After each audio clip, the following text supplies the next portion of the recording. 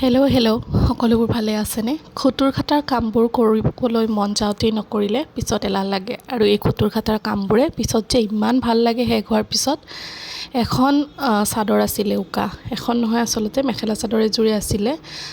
উকা আছিলে দুয়োখন, চাদৰখনো মেখেলাখনো। ভাবিলোঁ ফুল কেইটামান আনি কিবা এটা কৰোঁ, সেইবাবে এই ফুল কেইটামান কিনি আনিলোঁ। মিটাৰ হিচাপত কিনিবলৈ পায়। মই চাদৰখন যিহেতু পেৰট গ্ৰীণ, সেইবাবে কলা, বগা আৰু হালধীয়া ৰঙৰ ফুলটো ব্যৱহাৰ কৰিছোঁ, অলপ মিলাকৈ দিছোঁ। আৰু এনেকৈ প্ৰথমতে দুয়োটা ছাইডত, মানে ছাইড পাৰি দুয়োটা, মই এনেকৈ তিনিটাকৈ ট্ৰায়েংগল শেপত ফুলকেইটা লগাই লৈছোঁ। লগাই লৈ তাত আচলতে শেষত ষ্টনো কেইটামান লগাই দিলোঁ। এয়া চাদৰখনো নিজেই গুঠিছোঁ। দহি গুঠোঁতে তাত মই মণি ব্যৱহাৰ কৰিছোঁ, গল্ডেন কালাৰৰ মণি দুটা দুটা লগাই দিছোঁ।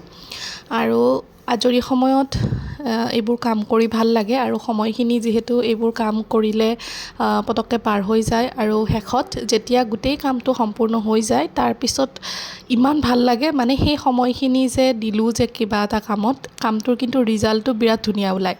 আৰু এইটো এটা চিনো থাকি যায় ক'ৰবাত।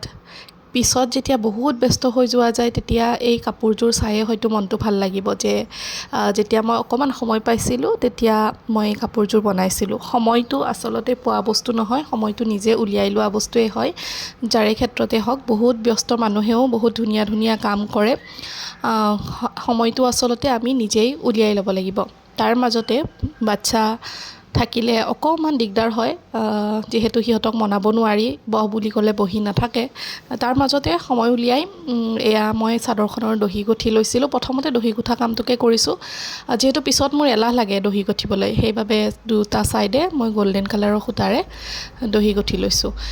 এইখিনি সম্পূৰ্ণ হৈছে এটা ছাইড। মই অকণমান আপোনালোকক দেখুৱাই দিছোঁ। কাপোৰযোৰ কমপ্লিট হোৱা নাই, কমপ্লিট হোৱাৰ পিছত মই ধুনীয়াকৈ পুনৰ এবাৰ দেখাই দিম।